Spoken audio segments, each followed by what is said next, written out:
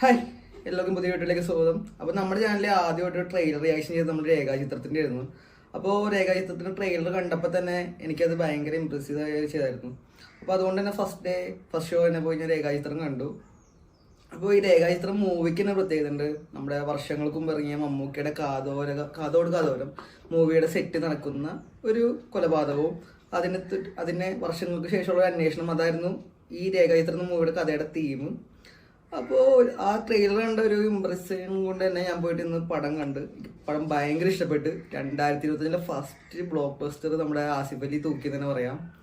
അടിപൊളി പടം കേട്ടോ. കാരണം ഇങ്ങനത്തെ ഒരു മൂവി അല്ലെങ്കിൽ ഇങ്ങനത്തെ ഒരു കോൺസെപ്റ്റ് ഇന്ത്യൻ സിനിമയിൽ തന്നെ നടന്നിട്ടുണ്ടോ എന്ന് എനിക്കറിയില്ല. മലയാള സിനിമയിൽ എന്തായാലും ഇല്ല. കാരണം വർഷങ്ങൾക്ക് മുമ്പ് നടക്കുന്ന ഒരു സിനിമയുടെ സെറ്റ് നടക്കുന്ന ഒരു കൊലപാതകം നമ്മുടെ മുമ്പിലേക്ക് എത്തിക്കുക എന്ന് പറയുമ്പോൾ അതൊരു ചെറിയൊരു റീസൺ അല്ല. അതിലഭിനയിച്ച ആൾക്കാർ, അതിലുള്ള സംവിധായകന്മാര്, ബിഹൈൻഡ് ദ ക്യാമുള്ള ആൾക്കാർ, അവരെയൊക്കെ നമുക്ക് സ്ക്രീനിൽ കൊണ്ടുവരണം. ആ ഒരു സെറ്റ്, അതൊക്കെ ഇതിലുപരി ഇതെല്ലാം നമുക്കൊരു വിശ്വാസയോഗ്യം കൂടി ആക്കണമല്ലോ.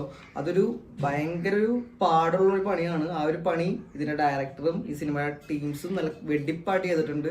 നമുക്ക് തന്നെ ശരിക്കും ഇപ്പൊ കാണുമ്പോഴേക്കും പക്ഷെ അന്ന് അങ്ങനത്തെ ഒരു സംഭവം അവിടെ നടന്നിട്ടുണ്ടായിരുന്നോ എന്ന് തോന്നും. ആ രീതിയിലാണ് ഈ പടം എടുത്തു വെച്ചേക്കുന്നത്.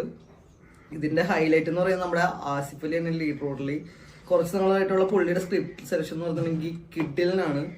എനിക്ക് വർഷങ്ങൾക്ക് മുമ്പ് ഞാൻ കോളേജിൽ പഠിക്കുന്ന സമയത്ത് ഒരു 10-11 വർഷങ്ങൾക്ക് മുമ്പ് നടന്നൊരു ഇൻസിഡന്റ് ഞാൻ ഓർത്തെടുക്കുകയാണ്. കാരണം കിളിബോയുടെ ഒരു പ്രൊമോഷന്റെ ഭാഗമായിട്ട് പുള്ളി കോളേജിൽ വരികയും പുള്ളിയുടെ അടുത്ത് ഞങ്ങളുടെ കൂട്ടുകാരിൽ ഒരാൾ ഇങ്ങനെ ചോദിച്ചു, ഇറങ്ങുന്ന പടങ്ങളൊക്കെ പൊട്ടുവാണല്ലോ, എന്തോ പറ്റി, സ്ക്രിപ്റ്റ് സെലക്ഷൻ മോശമായതുകൊണ്ടാണെന്ന് ചോദിച്ചപ്പോഴേക്കും ആസിഫ് അലി തിരിച്ചൊരു ചോദ്യം ചോദിച്ചായിരുന്നു.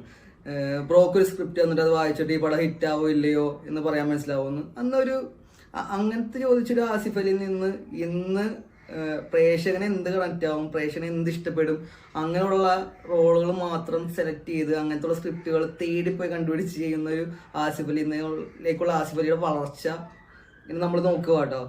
കിട്ടില്ല. ഇപ്പൊ ലാസ്റ്റ് ഇറങ്ങുന്ന പടങ്ങളായിക്കോട്ടെ, ഇനി ഇറങ്ങാൻ പോകുന്ന പടങ്ങളായിക്കോട്ടെ, എല്ലാം പ്രോമിസിംഗ് ആണ് ആസിഫ് അലിയുടെ കരിയറിൽ. അപ്പോൾ ഈ രേഖാചിത്രത്തിനെ പറ്റി ഞാൻ പറയുമ്പോഴേക്കും ഇതിന്റെ പ്രൊമോഷൻ സമയത്ത് അവരൊരു മീറ്റർ പറഞ്ഞിട്ടുണ്ടായിരുന്നു, നിങ്ങളിത് ഒരു സീറ്റഡ് ത്രില്ലർ അല്ല, അല്ലെങ്കിൽ ഭയങ്കര സസ്പെൻസോ ടെസ്റ്റ് ഉണ്ടാവില്ല, ഇമോഷണലി കണക്ട് ആവുന്ന ഒരു ത്രില്ലറാണെന്ന്. ആ ഒരു പ്രൊമോഷൻ ആ പ്രൊമോഷനിൽ അവർ പറഞ്ഞ അതേ തന്നെ അവർ പടത്തിലും നമുക്ക് വേണ്ടി കാഴ്ചവെച്ചിട്ടുണ്ട്. നമുക്ക് അതുപോലെ തന്നെ ഭയങ്കര ഒരു സീറ്റ് അടിച്ചിങ് അല്ല എങ്കിൽ പോലും നമ്മളെ ത്രില്ല് അടിപ്പിക്കുന്ന ഒരു പടം, ഭയങ്കര ട്വിസ്റ്റുകളില്ല എങ്കിൽ പോലും ഇമോഷണലി ആ ത്രില്ലർ നമ്മളായിട്ട് കണക്ട് ആവുന്നുണ്ട്.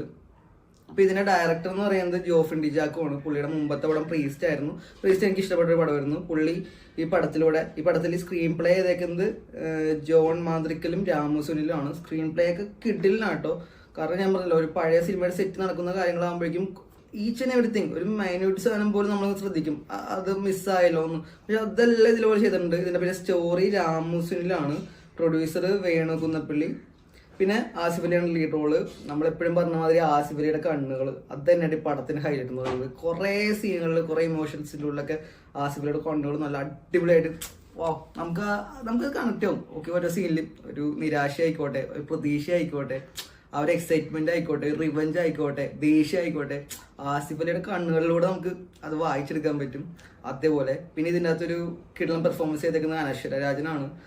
അനശ്വര രാജൻ കുറേ നാളുകളായിട്ട് കുറേ പീരിയോഡിക് മൂവീസ് ചെയ്യുന്നുണ്ട്, നമ്മുടെ കുറേ പടങ്ങൾ. ഇതിലും ഒരു പീരിയോഡിക് റോളിലാണ് പുള്ളിക്കാരി വന്നേക്കുന്നത്. നല്ല കിഡിലിനായിട്ട് ഒരു സിനിമാ മോഹിയായ ഒരു പെൺകുട്ടിയുടെ ഒരു റോളാണ് ചെയ്തേക്കുന്നത്. അത് കിഡിലായിട്ട് പുള്ളിക്കാരി ചെയ്തിട്ടുണ്ട്. നല്ല രസമുണ്ടായിരുന്നു അത് കാണാനായിട്ട്. കുറേ എക്സ്പ്രഷൻസ്, അങ്ങനത്തെ ആ ഒരു പ്രതീക്ഷ വരുന്നൊരു കഥാപാത്രമായിരുന്നു. പിന്നെ ഇതിൻ്റെ അകത്ത് മനോജ് കെ ജയൻ ഉണ്ട്, സിദ്ദിഖ് ഉണ്ട്, ജഗദീഷ് ഉണ്ട്, അരിസ്റ്റേ അശോകൻ ഉണ്ട്, ഇന്ദ്രൻസ് ഉണ്ട്. അവരെല്ലാം അവരുടെ റോള്. പക്ഷെ ഇവരുടെ റോളുകളെക്കാളൊക്കെ എനിക്ക് പടത്തിലെ ഏറ്റവും ഹൈലൈറ്റഡ് പറയുന്ന സ്ക്രിപ്റ്റ് തന്നെയാണ്, കിഡ്ല സ്ക്രിപ്റ്റ്. പിന്നെ ഈ കാതോരത്തിന്റെ ഒരു സെറ്റിൽ നടക്കുന്നതുകൊണ്ട് എല്ലാവരുടെയും സംശയമാണ് മമ്മൂക്ക ഉണ്ടോ ഈ പടത്തിൽ. അത് സസ്പെൻസ് ആയിട്ട് തന്നെ ഇരിക്കട്ടെ കേട്ടോ. അത് നിങ്ങൾ കണ്ട് തിയേറ്ററിൽ പോയി തന്നെ അനുഭവിച്ചറിയുക. അതേപോലെ തന്നെ നമ്മുടെ ഗ്രേറ്റ് ഡയറക്ടർ, നമ്മുടെ കെ പി സുലത ചേച്ചിയുടെ ഹസ്ബൻഡും നമ്മുടെ ഇപ്പോഴത്തെ സിദ്ധാർത്ഥ് ഭരതൻ അച്ഛനായിട്ടുള്ള ഗ്രേറ്റ് ഡയറക്ടർ ഭരതനെ ഇതിൻ്റെ അകത്ത് കാണിച്ചിട്ടുണ്ട്. നമ്മൾ പുള്ളി വന്ന് തന്നെ അഭിനയിച്ചേക്കണെന്ന് തോന്നുട്ടോ. അതേപോലെയാണ് പുള്ളിയെ ചെയ്ത് വെച്ചേക്കുന്നത്. അതുപോലെ തന്നെ ആ ഒരു ഇതിനകത്ത് ഹൈലൈറ്റ് നമ്മൾ കണ്ടിരുന്ന ആ ഒരു ദേവദൂതർ പാടി ആ ഒരു പാട്ടുണ്ടല്ലോ, അതിന്റെ സെറ്റൊക്കെ അതേപോലെ തന്നെ. അതായത് നമ്മൾ ജസ്റ്റ് ആ പാട്ട്, ആ ശരിയും മമ്മൂക്കയും സരിതയൊക്കെ പറഞ്ഞു കണ്ടുള്ളൂ. ആ ഒരു സ്ഥലത്ത് നടക്കുന്ന ഒരു സംഭവങ്ങളാണ് ഇത് കാണിക്കുന്നതെങ്കിൽ പോലും അത് നല്ല അടിപൊളിയായിട്ട് ഇതിനകത്ത് ചെയ്തിട്ടുണ്ട്. എന്തുകൊണ്ടും നിങ്ങൾക്ക് ഈ വർഷം തിയേറ്ററിൽ പോയി കാണാൻ പറ്റും. നല്ലൊരു ത്രില്ലർ തന്നെയാണ് ഈ പടം. ഇപ്പോൾ കുറേ പേര് എന്നോട് ചോദിക്കും, ഇതേപോലെ തന്നെ കുറേ എനിക്ക് കിഷ്കിന്താകാന്ഡം പടം ഇറങ്ങിയപ്പോഴേക്കും പറഞ്ഞാൽ കുറേ നല്ല റിവ്യൂ കണ്ടിട്ട് പോയിട്ട് നിരാശയായിരുന്നു. പേഴ്സണലി കിഷ്കിന്താകാന്ഡം എനിക്ക് അത്രയ്ക്ക് വർക്കായ പടമല്ലായിരുന്നു. പക്ഷേ ഈ പടം അതിലും സൂപ്പറാണെന്ന് തന്നെ ഞാൻ പറയാം കേട്ടോ. പേഴ്സണലി എൻ്റെ അഭിപ്രായമാണ്. എനിക്ക് കിഷ്കിന്താകാന്ഡം പോലത്തെ ഒരു ത്രില്ലറാണെന്ന് ഞാൻ ഒരിക്കലും പറയില്ല. അതൊരു ലിമിറ്റഡ് സ്പേസിൽ ലിമിറ്റഡ് ആളുകൾക്കിടയിലൊക്കെ ഒരു ഇൻസിഡൻ്റ് ആണ്. അതിന് ട്വിസ്റ്റും കാര്യങ്ങളുമാണ് അതിനെ ഹൈലൈറ്റ് ആക്കിയെന്നാണ് എൻ്റെ അഭിപ്രായം. പക്ഷേ ഇത് അതിനേക്കാൾ ഒരു ലാർജ് മൂവിയാണ്. കുറേ ഇൻസിഡൻസ്, കുറേ ബാക്ക് സ്റ്റോറീസ്, ഒരു പ്രസന്റും പാസ്റ്റുമായിട്ട് കണക്റ്റഡ് ആയിട്ടുള്ള നല്ലൊരു സ്റ്റോറി, അതിൽ നല്ലൊരു പെർഫോമൻസ് കുറേ ആൾക്കാരുണ്ട്. എന്തുകൊണ്ട് നിങ്ങൾക്ക് കണ്ടിരിക്കാൻ പറ്റുന്ന ഒരു അടിപൊളി പടം തന്നെയാണ് രേഖാചിത്രം. അപ്പോൾ പടം കണ്ടവരാണെങ്കിൽ താഴെ അഭിപ്രായം കമൻറ്റ് ചെയ്യുക. കാണാത്തവരാണെങ്കിൽ തിയേറ്ററിൽ പോയിട്ട് കാണുക. നല്ലൊരു ഡീസൻറ്റ് ത്രില്ലറാണ്. ഇതിൽ അഭിനേതാക്കളായിക്കോട്ടെ, ഇതിനകത്ത് കുറേ കാര്യങ്ങൾ എനിക്ക് പറയാനുണ്ട്. പക്ഷേ ഒരു ത്രില്ലർ എന്നുള്ള സ്വഭാവത്തിലുള്ള മൂവി ആകുമ്പോഴേക്കും നിങ്ങൾക്ക് അറിയാമല്ലോ, കുറേ സ്പോയിലേഴ്സ് വരാം. അതുകൊണ്ടാണ് ഞാൻ ഇത്രയും പറഞ്ഞ ഈ പടങ്ങളെ പറ്റി പറഞ്ഞു ഒതുക്കുന്നത്. അപ്പോൾ അടുത്ത മൂവിയും അടുത്ത റിവ്യൂ ആയിട്ട് അതുവരെ കാണാം. അതുവരെ എല്ലാവർക്കും ബൈ.